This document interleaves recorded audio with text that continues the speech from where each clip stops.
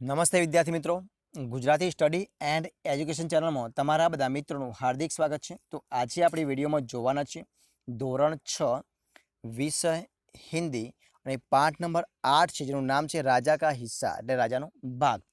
એ પાઠ છે એનું જે સ્વાધ્યાયના પ્રશ્નો છે, સ્વાધ્યાયના પ્રશ્નો આપણે આ વિડીયોમાં સંપૂર્ણ સોલ્યુશન જોવાના છે. તો વિડીયો પૂરેપૂરો જોજો.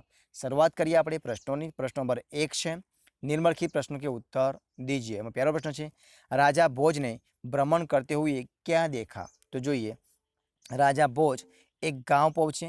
वहां देखा कि एक किसान खेत में हल चला रहा है, मगर हल में एक ही बैल है. दूसरे बैल के स्थान पर किसान की स्त्री हल खींच रही है. આવું જોયું. બીજો પ્રશ્ન, राजा भोज ने किसान के पास जाकर क्या कहा? राजा भोज ने किसान के पास जाकर कहा कि भले आदमी, तुम यह क्या अत्याचार कर रहे हो? भला कहीं स्त्री को भी हल में जोता जाता है? आओ इनमें सवाल करो. तीजो प्रश्न, किसान की पत्नी खेती के काम में क्यों मदद कर रही थी? तो જોઈએ, क्योंकि एक बैल मर गया था, दूसरा बैल खरीदने के लिए पैसे नहीं थे, खेत की जुताई न होती तो अन्न न मिलता और खाए तो क्या खाए, इसी मजबूरी के कारण उसकी पत्नी बैल की तरह खेती में मदद कर रही थी. प्रश्न नंबर 4 જોઈએ, राजा भोज के 2 बैल मिलने पर किसान की फसल में क्या फ़र्क हुआ? तो જોઈએ, किसान को 2 बैल मिलने से हल चलाना आसान हो गया. इसी कारण खेत में अच्छी फसल हुई. लेकिन एक आश्चर्यजनक बात भी हुई. राजा भोज ने जहाँ हल चलाया था उसमें मोती उगे थे, बाकी हिस्से में अच्छी किस्म से गेहूँ उगे थे. आटलो फर्क हुआ. किसान शर्मिंदा क्यों हो गया? तो જોઈએ, किसान को पता नहीं था कि सहायता करने वाले स्वयं राजा भोज है. जब राजा महाराज ने अपना परिचय दिया तब वह शर्मिंदा हो गए. प्रश्न नंबर 6, किसान ने क्या कहने पर राजा भोज ने मोती स्वीकार किए? तो किसान ने राजा भोज को कहा कि आपके परिश्रम से ही मोती उगे हैं, तो आप स्वीकार करें, अन्यथा राजकोष में जमा कर दीजिए, जिससे गरीबों की भलाई में इनका उपयोग कीजिए. इस तरह किसान की प्रार्थना पर मोतियों का स्वीकार किया. प्रश्न नंबर 7, राजा भोज किसान से क्या प्रभावित हुए? तो किसान के पास एक बैल था, दूसरे बैल की जगह पत्नी के जोतकर के पास एक बैल था. राजा भोज ने कहा, मेरी बात सुनो. तो किसान ने कहा कि अपना काम नहीं रोका सकता, यदि कुछ कहना है तो आप साथ साथ चलते चलते बात करें. किसान की यह बात सुनकर राजा भोज प्रभावित हुए. प्रश्न भी जो, राजा भोज के बारे में 5-6 वाक्यों लिखिए. तो જોઈએ, राजा भोज धरा नगरी के राजा थे.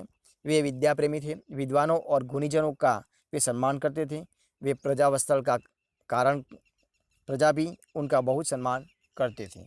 સહી જોડ જોડીએ, મિલાઈએ મહાવરે અને એનો અર્થ. તો જોઈએ શું થશે, મહાવરો અને એનો અર્થ તમારે આપવાનો છે. તો જોઈએ આપણે સાચા શબ્દો અર્થ લખી દીધા છે. જોઈએ, आँख खोलना तो શું થશે, सही बात का ज्ञान होना. आँख लगना तो एकदम से सो जाना. आँख चुराना तो सही बात से टल जाना. आँख दिखाना तो क्रोध करना. आँखों का तारा होना, बहुत प्रिय होना. आँखों में चमक आना नहीं, यानी कि प्रसन्न होना. बराबर है. હવે જોઈએ આગળનો પ્રશ્ન. उपयुक्त मुहावरों का वाक्य में प्रयोग कीजिए. आँख खोलना, धंधे में नुकसान होते ही सेठ जी की आँख खुल गई. बीजू, आँख लगना, बिस्तर पर लेटते मेरी आँख लग गई. तीजू, आँख चुराना, तो कुछ कारण जरूर है इसलिए वह मुझसे आँख चुरा रहा है.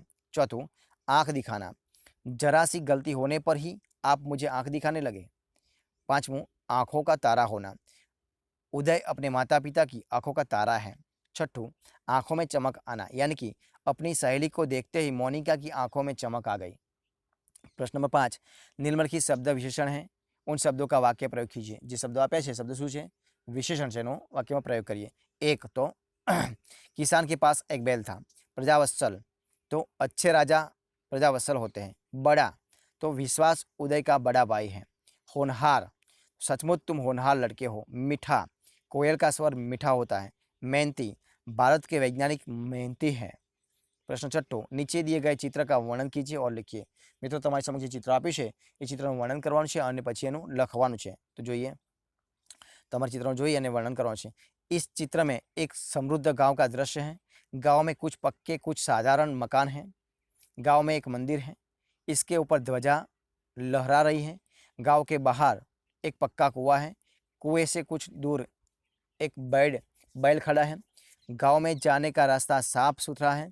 एक लड़का एक लड़की गांव में जा रहे हैं। चित्र में एक और गांव से लगे हुए खेत हैं। एक और એટલે एक बाजू एक खेत में तैयार फसल दिखाई दे रही है।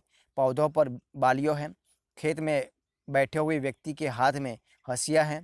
खेत में धान के पौधे हैं। खेतों के आसपास पेड़ लगे हुए हैं।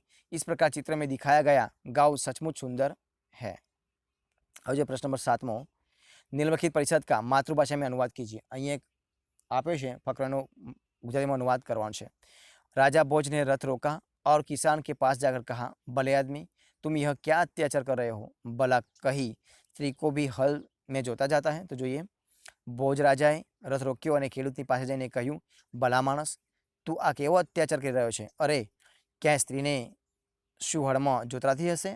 આવું કહ્યું। પ્રશ્ન નંબર 8 7માનો બ, बक्से में जो शब्द कार्ड है उनका शब्दकोश में क्रम में लिखिए। बराबर है। तो किसान जे अंदर से किसान, खेत, प्रजा, प्रसन्न, फसल, बैल, राजा और स्त्री। बराबर है। तो विद्यार्थी मित्रों अहींया जे आपणो स्वाध्याय है ए संपूर्ण स्वाध्यायनो विडियो આપણે संपूर्ण पूरो करीए छीए। तो जो मित्रों તમને स्वाध्याय गम्यो હોય, સોલ્યુશન ગમ્યું હોય, વિડીયો ગમ્યો હોય તો વિડીયો લાઇક કરો, કોમેન્ટ કરો, તમારા મિત્રોને વિડીયો શેર કરો અને છેલ્લે ચેનલમાં નવા હોય, ચેનલ સબસ્ક્રાઈબ ન કરી હોય તો સબસ્ક્રાઈબ કરવાનું ભૂલવાનું નથી। વિદ્યાર્થી મિત્રો વિડીયો પૂરેપૂરો જોવા બદલ તમારા બધા મિત્રો દિલથી ખૂબ ખૂબ આભાર।